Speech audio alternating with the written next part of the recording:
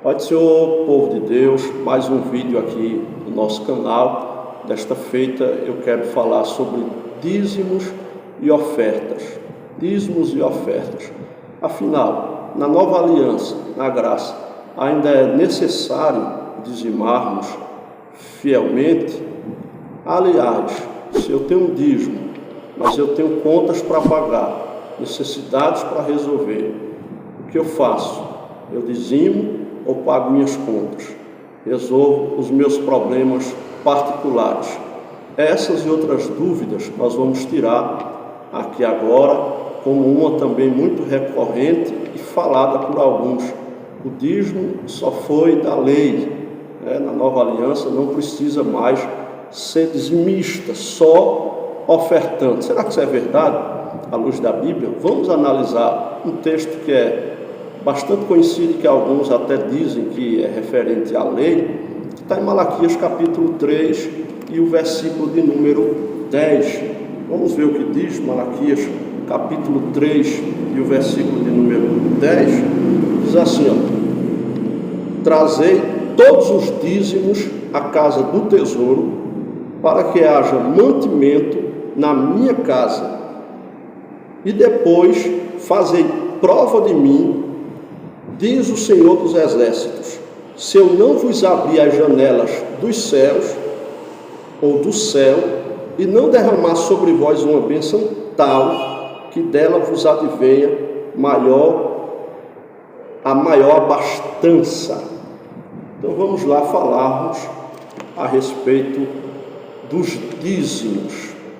Malaquias foi o profeta que falou de uma forma mais explicativa, explícita, podemos assim dizer, a respeito dos dízimos.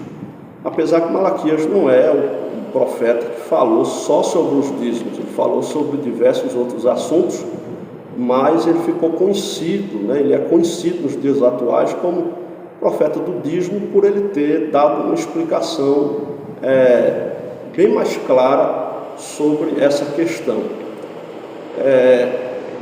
Para iniciar, o que é dízimo? O que é dízimo? Dízimo é devolver 10% de tudo que se recebe para que haja mantimento na casa de Deus. Isso é dízimo. E a própria etimologia da expressão dízimo já fala de 10%. Não existe dízimo de 20%, de 30%, nem de 9, 8, 7, 6, 5%. Não, dízimo é 10% de tudo aquilo que recebemos. E oferta, o que é oferta? Ofertas são doações, que vai além do dízimo, é uma forma de gratidão a Deus por tudo que Ele nos dá. Enquanto que a oferta é uma forma de gratidão a Deus por tudo que Ele nos dá, o dízimo é uma forma de reconhecermos que Deus é que cuida de nós, que nós somos dependentes dEle, e o dízimo também, ele nos livra, podemos assim dizer, de algumas questões que vamos falar depois. Agora, por que devemos ser dizimistas? É necessário ser dizimista. Por que devemos ser dizimistas? Nós devemos ser dizimistas porque nós somos mordomos, ou seja, administradores, pois tudo é dele, tudo é de Deus. Então nós devemos ser dizimistas porque Ele ordenou a fazermos. Foi Deus que ordenou. Uma das desculpas das pessoas que não dizimam, que eu já ouvi muitas das vezes, é que em Malaquias 3 aqui, quando, por exemplo, nos primeiros versículos do capítulo 3, ou a partir do versículo 7, por exemplo, o versículo 8 diz assim: roubará o homem a Deus? Aí responde: todavia vós me roubais e dizeis: em que te roubamos? Aí a resposta vem: nos dízimos, nas ofertas alçadas. Então eu já ouvi algumas pessoas dizerem que os ladrões aqui eram os sacerdotes do templo, e não os israelitas, e não as pessoas que deveriam dizimar, mas sim os sacerdotes. Será que isso é verdade? Então, por que é que no versículo 10 a expressão diz trazer todos, no plural, os dízimos à casa do tesouro. Como eram os sacerdotes, e Deus manda trazer à casa do tesouro. E quando a Bíblia se refere a pessoas que estão roubando a Deus, também está claro que está no plural, roubará o homem a Deus. O homem aqui é de uma forma generalizada, não está falando de sacerdote.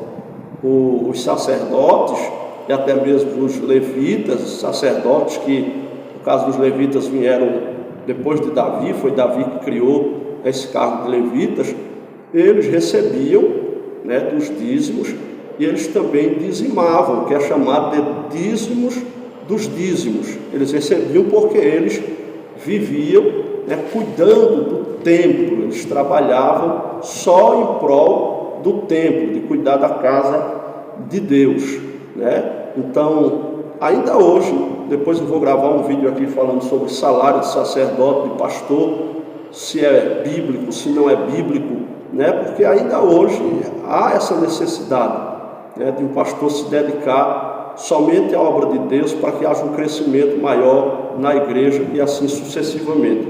Mas não tem base dizer que aqui os ladrões eram os sacerdotes, tendo em vista que a expressão está no plural, para todos. Agora, dízimo é da lei, é verdade que dízimo é da lei, então a gente não precisa mais dizimar hoje, porque é da lei, e os avarentos, a gente vê eles falando sobre dízimo. Não, agora dízimo na graça, ninguém é obrigado, isso é coisa da lei, hoje a gente dá com generosidade, então a gente dá 10, dá 15, dá 20, e a maioria dessas pessoas que falam que dá 15, dá 20, não dá coisa nenhuma, porque são avarentos e não querem contribuir com a obra de Deus. O dízimo está na lei? Não. O dízimo é da lei, então por isso na graça não está na lei, tá, mas é da lei, só da lei. A gente não precisa mais dizimar na graça. O Novo Testamento não fala de dízimo, apoiando o dízimo, a favor do dízimo. Não, o dízimo não é só da lei. A primeira vez que a Bíblia fala sobre o dízimo é em Gênesis 14, 20, e é de Abraão dizimando a Melquisedeque. Abraão não tem nada a ver com a lei. Gênesis não fala a respeito da lei. A lei é lá em Levíticos, né? Em Gênesis não. Então Abraão não tem nada a ver com lei. Gênesis 14, 20 não tem nada a ver com lei. Abraão está devolvendo 10% de tudo aquilo que ele colhia, né? Tudo aquilo que ele ceifava a Melquisedeque, o sacerdote de Salém. Antes mesmo dos levitas, que eram sustentados por Deus, né, ou pelos dízimos, Números 14, ou Números 18, versículos 24 e 26, fala dos dízimos para os levitas, que eram sustentados, né, que passaram a ser sustentados pelos dízimos. Dízimos na nova aliança. Aí eu tenho que ler um texto que é conhecido, e é mal interpretado pelos hereges, né, que não acreditam na necessidade do dízimo ainda nos dias atuais. Capítulo 23, do versículo número 23, que é conhecido. Ai de vós, escribas e fariseus, hipócritas, pois que dais o dízimo da hortelã, do edro e do cominho, e desprezais o mais importante da lei, o juízo, a misericórdia e a fé. Deveis, porém, fazer essas coisas e não omitir aquelas. Então, eu não sei como é que pegam um texto desse e ainda querem distorcer, né? Jesus está deixando claro aqui que os escribas e os fariseus, né, eles eram hipócritas. Por quê? Eles dizimavam da hortelã, do edro, do cominho, e desprezavam o mais importante, que é o juízo, a misericórdia e a fé. Aí Jesus deixa claro: deveis, porém, fazer essas coisas e não omitir aquelas. Quer dizer, dizimem, né, destas coisas que eu acabei de falar, mas não omitam a questão da justiça, do juízo, da misericórdia e da fé. Não omita essas coisas. Por quê? O dízimo tem um papel específico na vida da pessoa que é dizimista, que é na área da prosperidade, das finanças. Agora, o juízo, a misericórdia e a fé tem outros aspectos na vida espiritual do ser humano. O ser humano não é salvo porque dizima. Não, tem todo um conjunto de coisas que temos que obedecer à palavra de Deus para poder sermos salvos. Já houve gente na nossa igreja que mandava o dízimo, mas nunca ia na igreja, e achava que estava resolvido, que ia para o céu por causa disso. O dízimo compra a salvação. Então é importante dizimar, né, do financeiro, mas dizimar também do nosso tempo, estar na igreja, ter compromisso com a obra de Deus. Então são muitas heresias a respeito do dízimo ou contra o dízimo, e as pessoas que fazem isso são pessoas avarentas, né, que são contra o dízimo, que falam que o pastor come da lã das ovelhas, que dizimar é dar dinheiro a pastor, e blá blá blá. É tanta da conversa, tanta da heresia, né? Então o dízimo ele está assim na nova aliança, tanto Mateus 23, como na carta aos Hebreus capítulo 7, versículos do 2 ao 4, o escritor aos Hebreus vai falar de Abraão, de Melquisedeque, e quando Abraão dizimava, Melquisedeque apoiando aquilo que aconteceu lá em Gênesis. Então o dízimo está antes da lei, o dízimo está na lei ele foi organizado, e o dízimo está depois da lei, na nova aliança. Agora alguém ainda vem com outra coisa falando a respeito do dízimo. Ah, mas está aí o texto de Mateus 23, olha aí do que é que eles dizimavam. Eles dizimavam da hortelã, do endro e do cominho, ou seja, era de alimentos, não era de dinheiro. É claro, era uma época que ainda, apesar de ter moedas, mas se vivia muito ainda fazendo trocas, né, de alimentações, trocava uma coisa por outra coisa, um alimento por outro alimento. Hoje em dia não existe mais isso, ninguém troca feijão por arroz, não existe. Hoje existe, de forma mais específica, a moeda, né, de cada país, no caso do Brasil, o real. Então a gente não vai pagar a conta de luz da igreja com quilo de feijão, conta de água, aluguel, né, do templo, com alimentos e outras. Se o irmão hoje é agricultor e ele vende as suas plantações, aquilo que ele colhe na ceasa, ou ele tem as pessoas a quem ele vende para venderem na feira, para revenderem. Então, se ele já tem a fonte, o que ele vai trazer para o pastor na igreja? Os alimentos, né? Então pense na humilhação que é também, por exemplo, o pastor receber alimentações em vez de dízimo. As pessoas escolheram o que o pastor come, né? Diferente daquela época. Naquela época as pessoas tinham as mãos abertas e traziam coisas boas. Hoje em dia a gente faz campanha na igreja do quilo para ajudar as pessoas. Além da dificuldade de chegar a essas coisas, muitas das vezes chega feijão estragado, alimentos que já estão podres, ruins, né? E aquilo que nós não queremos para nós, não devemos dar para os outros. Então não funciona, né? Hoje há uma necessidade de que os dízimos sejam entregues, né, em dinheiro, na moeda local de cada país, para que supra as necessidades da casa de Deus, assim como era em Malaquias, só que hoje só com dinheiro, né? A gente tem que se adaptar ao tempo que nós estamos vivendo. Então não existe essa de era comida, era arroz, era feijão. Se alguém é herético esse ponto, traz para a igreja, mas não trazem, não vão trazer. Um que eles não vivem plantando, quem fala isso, né? Não vão fazer de jeito nenhum. Aí uns dizem assim, não, eu vou fazer umas compras e vou dar às pessoas, eu vou, do meu dízimo, eu vou fazer uma feira, vou levar para alguém. Não, Malaquias 3:10 deixa claro, trazer os dízimos à casa do tesouro, para que haja mantimento na minha casa. A igreja é que deve desempenhar esse papel de fazer um trabalho social. Se a igreja não faz, a maioria delas não faz porque não tem condições.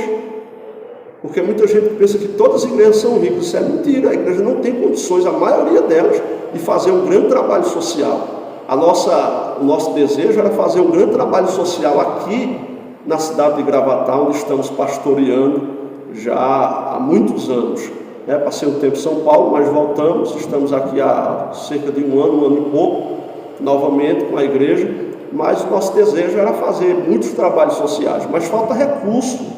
Inclusive você pode ajudar a nós fazermos, entrando em contato comigo pelo WhatsApp, que eu vou deixar aqui no vídeo agora, fazendo um Pix para contribuir com a nossa igreja. Eu vou deixar os 2 Pix agora aqui também na tela, né, do vídeo, o Pix do CPF na conta do C6, né, o celular, o Pix na conta do PicPay. Você pode contribuir através os PIX, para que a gente possa tanto suprir as necessidades da casa de Deus, como também para fazer trabalhos sociais.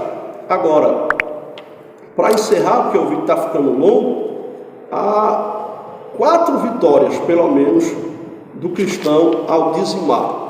O cristão, ele recebe pelo menos 4 vitórias ao dizimar. Quais são estas vitórias? Quais são estas vitórias? Primeiro, não vai dar para ler os textos. Vitória sobre a avareza. Efésios capítulo 5, versículo 5. Colossenses capítulo 3, versículo 5. E lá em Timóteo também, está escrito que o amor ao dinheiro é a raiz de todos os males. Amor ao dinheiro é a avareza. Quando a pessoa ama o dinheiro, é avarento, ele não dizima, ele não contribui, ele não ajuda ninguém, ele não pratica a generosidade com ninguém. A segunda vitória do cristão sobre a sua vida quando ele é dizimista é a vitória sobre o materialismo. Colossenses 3:1, que a Bíblia diz: se já ressuscitasse com Cristo, olhai para cima. Você já ressuscitou com Cristo? Olhai para cima, olhe para a sua conexão de cima. Que dizer também de Mateus 6:33, mas buscai o reino de Deus e a sua justiça em primeiro lugar, e as demais coisas vos serão acrescentadas. Então, quando o crente dizima, ele mostra que ele não ama o dinheiro, ele não é materialista, ele não é apegado às coisas daqui da terra, ele está demonstrando isso para Deus e para a igreja local onde ele congrega. A terceira vitória do cristão que é dizimista é sobre o egoísmo. Gálatas capítulo 6, versículo 10. Quando eu não dizimo, eu sou egoísta. Eu não estou me preocupando com a igreja, eu não estou me preocupando com a obra de Deus, eu não estou priorizando o reino de Deus. Quarta vitória do cristão ao dizimar. Ele tem a verdadeira prosperidade na vida dele, é o que está em Malaquias 3:10. Fazei prova de mim, senão vos abrirei a janela do céu e trareis bênçãos sem medida sobre vós. É a única vez na Bíblia que Deus manda fazer prova dele. É quando se fala a respeito dos dízimos e ofertas alçadas, como o profeta Malaquias foi usado por Deus e falou. Agora, para encerrar, eu tenho coisas a resolver, então eu não vou dizimar. Dízimo é primícia. Dízimo é primícia. Eu falei no vídeo de ontem, citei o texto lá de Provérbios, que fala: honre ao Senhor com a primícia das tuas rendas. E o versículo posterior eu citei aqui, no vídeo de ontem. As promessas de Deus sobre aqueles que honram ao Senhor. Então não tem desculpa, é porque é avarento, é porque é materialista, é porque é egoísta, é porque não tem a verdadeira prosperidade de Deus na vida, e porque tem uma vida financeira desorganizada, precisa se organizar. Aí quando o líder fala, o pastor ensina na igreja, não é porque o pastor quer enriquecer com os dízimos, as ofertas dos crentes e tal. Meu irmão, a grande minoria dos pastores no Brasil são ricas. As pessoas olham para meia dúzia de pastores que são televangelistas que estão na TV, como o pastor Silas Malafaia, o bispo Pedro Macedo, o Aldemir Santiago e tantos outros, e acham que tudo quanto é pastor é rico, está nadando no dinheiro. E isso não existe. E esses pastores que hoje estão bem, eu não vou entrar no mérito se concordo com aquilo que eles ensinam na igreja deles ou não, mas eles começaram do zero, eles sofreram muito para ter o que tem, para estar onde estão. E por que também que pastor não pode ser abençoado? Só os ímpios podem ser abençoados e pastor não pode ser abençoado. Pastor também trabalha, pastor faz a obra de Deus, e como trabalha no psicológico, lidando com pessoas, é um trabalho, é uma luta, é uma peleja tão grande. Por que pastor não pode ser abençoado? Por que tanta gente que está dentro das igrejas querem ver os pastores na miséria, na derrota? Não, o pastor tem que ser próspero mesmo. O pastor deve ser abençoado mesmo. O pastor abençoa o povo. Eu profetizo sobre a vida do povo, eu faço campanhas, eu oro pelo povo e eu vejo Deus prosperar o povo. E muitas das vezes, para mim, não tem, está faltando, eu estou precisando, eu estou necessitando, mas eu glorifico a Deus porque existe outra mentira no nosso meio, ou melhor, lá fora os ímpios falam que só quem prospera é o pastor e o povo não. Isso é mentira. Quantas pessoas já chegaram na nossa igreja, aprenderam a dizimar, ofertar, contribuir, Deus abençoou, deu carro, casa, venderam casa, que estava sem conseguir vender, Deus prosperou, o dízimo foi aumentando, porque o salário foi aumentando aos poucos, Deus foi prosperando a vida da pessoa, e eu estou numa situação um pouco difícil comparado a essa pessoa que está bem melhor do que eu. Então isso é balela, que só o pastor é quem é abençoado, é que prospera, quem enriquece. Não! E a verdadeira prosperidade de Deus não está baseada só em dinheiro. Porque se tudo que você tem é dinheiro, você tem muito pouco. Você tem muito pouco. A prosperidade de Deus abrange todas as áreas das nossas vidas. Então eu quero te dizer, como ministro de Deus, profeta de Deus, seja dizimista fiel.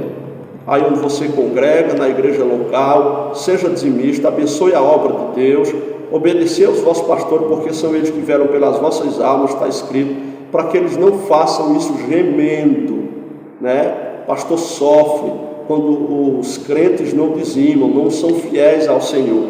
E obreiro da igreja, obreiras, no caso da nossa igreja que trabalha com obreiras também, devem ser dizimistas fiéis, porque são espelho, são exemplo. Na nossa igreja, se obreiro e obreira não é dizimista, não serve para ser obreiro nem obreira da nossa igreja. Não sai em escala de cultos para dirigir culto, para pregar, não sai. É melhor nem vir, ou se está, é melhor ir embora.